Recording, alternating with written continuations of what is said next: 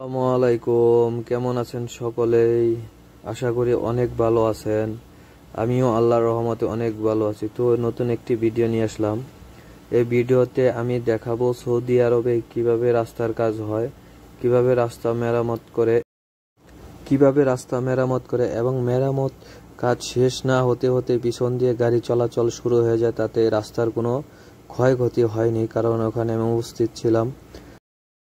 উন্নত বিশ্বে হয় কি, যথার্থ পরিমাণ জিনিস ব্যবহার করে রাস্তার কাজে ভিটামিন যথেষ্ট পরিমাণ দেয়, পাথর যথেষ্ট পরিমাণের দেয়। এখানে কোনো গাফিলতি করে না। কারণ আমি তো বাংলাদেশে আমার জন্ম হয়েছে। বাংলাদেশের দুর্নীতির কথা কি আর বলবো। সেখানে একদিনের জন্য রাস্তা খনন করলে 1 বছর আর সে রাস্তায় চলাচল করা যায় না।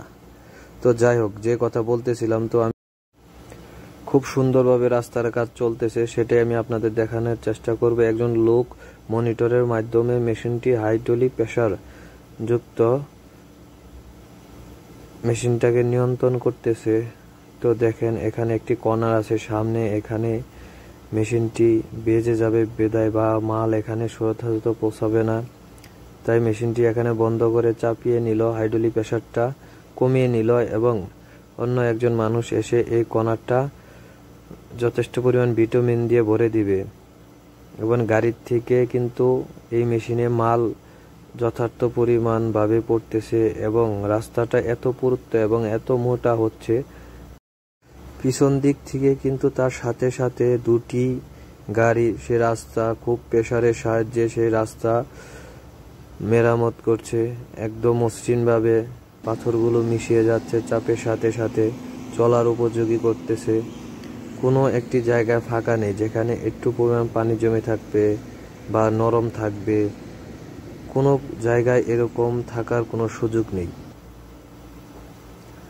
তো উন্নত দেশ একেই বলে, কারণ যথার্থ পরিমাণ যন্ত্রপাতি ব্যবহার করে এবং মানুষ ব্যবহার করে যে কাজের জন্য যা দরকার সবকিছু যথার্থ পরিমাণ ব্যবহার করা হয়।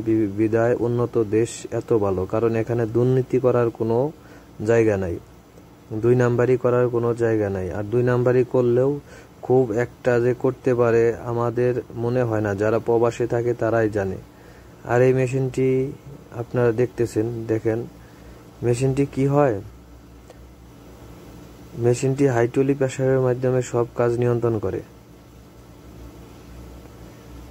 তো একটি গাড়ি শেষ হওয়ার সাথে সাথে আরেকটি গাড়ি এসে গেছে মাল নিয়ে। তো মাল মেশিনে ডালতেছে। তো পিছন থেকে দেখেন, খুব একটু ভালো করে লক্ষ্য করেন। আমি দেখানোর চেষ্টা করছি কিন্তু অন্ধকার বিদায় ভালো করে দেখা যায় না। তো পিছনের মেশিনটি কিন্তু এত বড় একটি 12 চাকার গাড়িকে ধাক্কিয়ে নিয়ে যাইতেছে। তো পাশে দাঁড়িয়ে ভিডিও করতেছিলাম বিদায় লোকটি আমাকে চালানো বা অপারেট করার জন্য মেশিনটি দিল।